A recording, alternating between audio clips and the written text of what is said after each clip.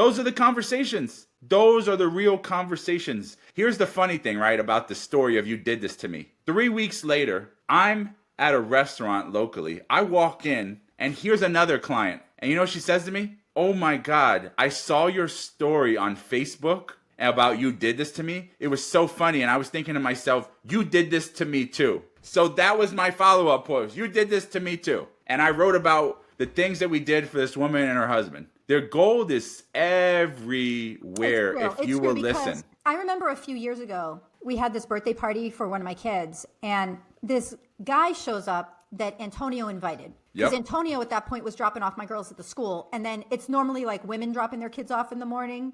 But there was one other guy who was a dad. And so Antonio would be like, hey man, like fist bump, right? And so bro love. There we go, bro love. Right, exactly.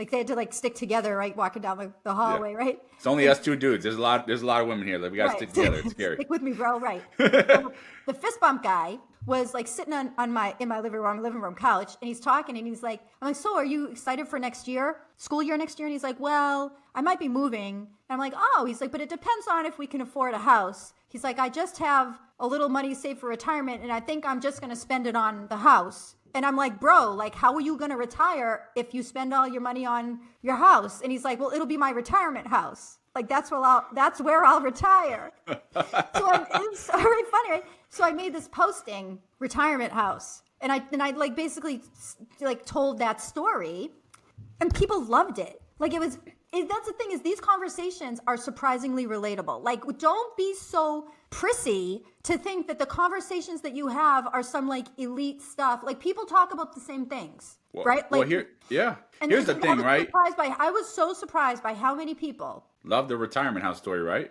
We're like, oh, I've heard this so many times from my clients, and like so many like retail, like the actual end clients were like, hey, well, so what's wrong with that, having a retirement house? Where am I going to retire to? Don't I need a retirement house? like that, right? Like just that, like just clip. I think it's so good. And here's what I would recommend is, like, as you're sitting here with your clients, like, you know, we probably see 80% of our clients on Zoom now. I'm sitting there, when they say a nugget, I'm like, ooh, I'm already thinking about content while they're talking to me. I'm like, that was good.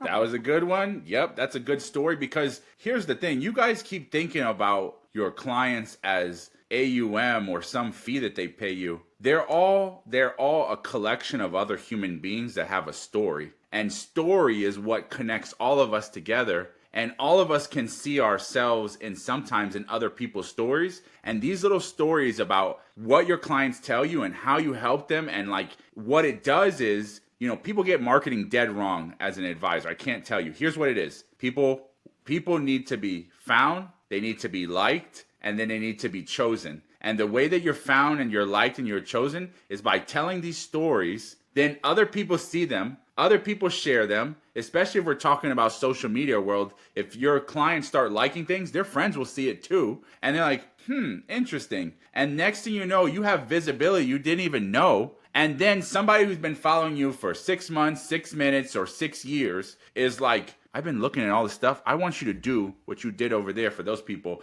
Get me a retirement house, but make sure I got some retirement money to go with it so I can stay in the damn house and they don't have to bury me there. Exactly. I totally agree with everything that you just